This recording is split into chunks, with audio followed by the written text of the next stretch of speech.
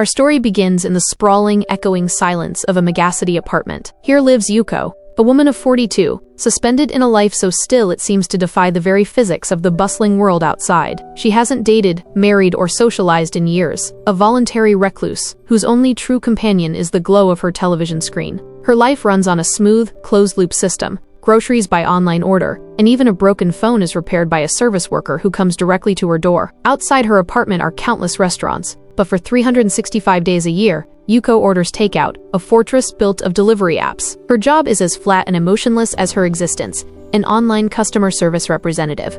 She offers icy text replies to clients, impervious even to the insults and poor ratings that inevitably come her way. The curtains in her home haven't been opened since they were first hung, a heavy, permanent barrier separating her completely from the outside world. This detached routine, this life lived in the deep end of the solitary pool, has lasted 24 years. The stasis is broken not by a dramatic choice, but by a simple, insistent knock. Her cousin stands at the door, bringing with him the devastating yet unsurprising news. Her father has passed away, with the funeral set for noon tomorrow. The cousin tells her to pack up and head back to their hometown of Aomori immediately. Yuko is stunned, unable to move. 24 years she's been gone, never once returning. She carries a heavy resentment toward her father and has no idea how to face the family she abandoned. Her cousin, mistaking Yuko's confusion for overwhelming grief, doesn't press. In this daze, Yuko finally steps out. She is momentarily bathed in the long-forgotten warmth of sunlight, and the sheer physicality of it forces a sudden realization. Her father, the man she never made peace with,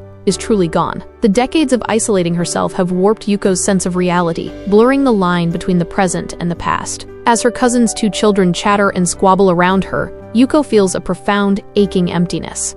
For a moment, she sees her father, a memory from 24 years ago, standing right there. The family stops at a rest area. Yuko walks alone into a nearby grove of trees. She remembers coming here as a child. Her father was always irritable, cursing the traffic, and complaining that she and her sister were too loud.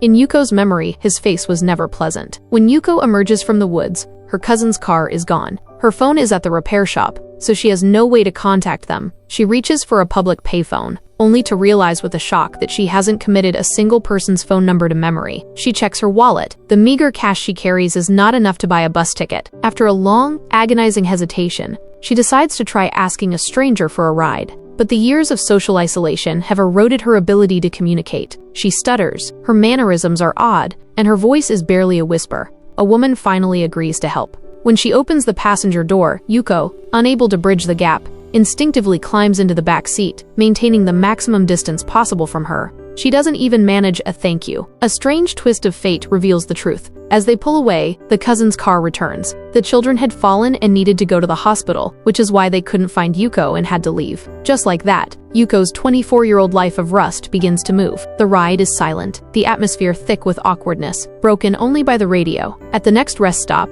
the woman goes into a restaurant to eat. Yuko, having learned her lesson, stays by the car, afraid to move a single step. Restless, her father's image flashes before her again. Yuko grumbles bitterly. What does it matter if I go back or not? I can't help with anything, and I haven't even forgiven you. Her father once called her rotten mud that couldn't stick to a wall. Now, returning as the failed woman her father predicted, she can't bring herself to go back. The woman returns and, with unexpected warmth, invites Yuko to sit in the front seat, offering her some food. She launches into a passionate monologue about her own frustrations, the minor annoyances that plague everyday life. To Yuko, whose life is like a stagnant pond, these are alien concepts, and she can't manage a reply or an ounce of empathy. Then, her words take a dark turn. She admits to having a disturbing thought, wanting to destroy those who live a seemingly happy life. The more outrageous her confession, the wider her smile grows. At their parting point, the woman thanks Yuko. Her pent-up resentment has been released, and she feels much better. Yuko, the one who was helped, still can't manage a single thank you. The next service area is desolate, virtually empty. Yuko waits from day to night,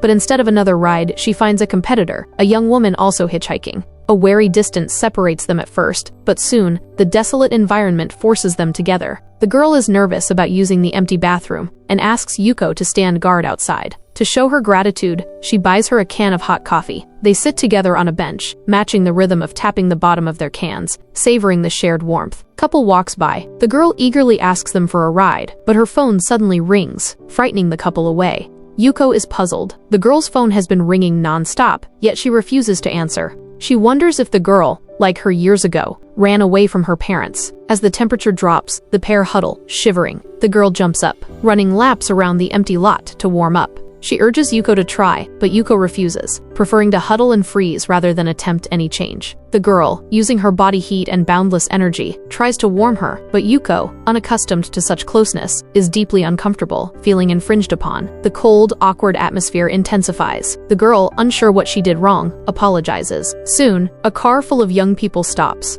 They only have one empty seat. Despite her aloof nature, Yuko makes a selfless choice, giving the hard-won seat to the girl. Before leaving, the girl hands her scarf to Yuko, finally transferring a piece of genuine warmth to her. Yuko looks at her reflection in the glass, the unfamiliar scarf around her neck.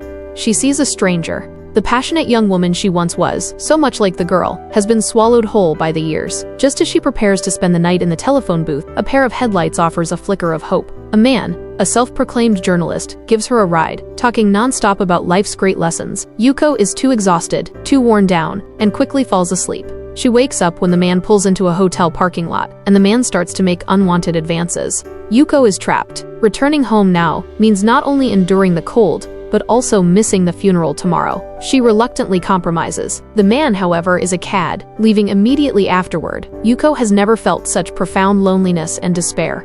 As she wanders aimlessly, she senses a presence behind her. She turns and sees her father. She flees in a panic, but her father follows, catching her and delivering a vicious slap. Yuko collapses on the beach, her emotions breaking completely. She wakes at daybreak, the rising tide washing over her. She stays down, letting the icy water cleanse her body, as if it could wash away the humiliation. The tide surges in, aggressive and overwhelming, like a malicious fate pushing her to the wall. It retreats, leaving behind only the damp, desolate mess that mirrors her own shattered soul. For a moment, she considers walking into the sea, ending it all. But after a fierce internal struggle, Yuko sets off again. This time, she finds a truly kind elderly couple. They see her desperation, but don't pry. Instead, they talk about their own long-lost son. The couple, in their 70s, run a small vegetable store, rising early to deliver goods, their bodies worn by age and sickness. They work to lessen the burden on their children. Watching them, Yuko feels a deep, unexpected guilt about her relationship with her own father. Before dropping her off, the woman gives Yuko a pair of cotton shoes, some thermal leggings, and the breakfast they hadn't eaten. Yuko grips the old man's hand.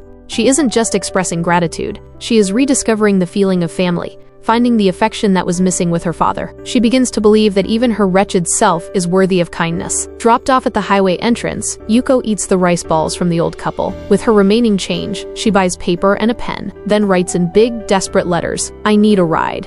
She runs through the service area, asking everyone, her shyness gone, her voice firm. She still can't find a ride to Aomori, and the funeral is only an hour away. In a final, desperate plea, she stands in the center of the square, holding her sign. The person who answers is a young boy traveling with his father.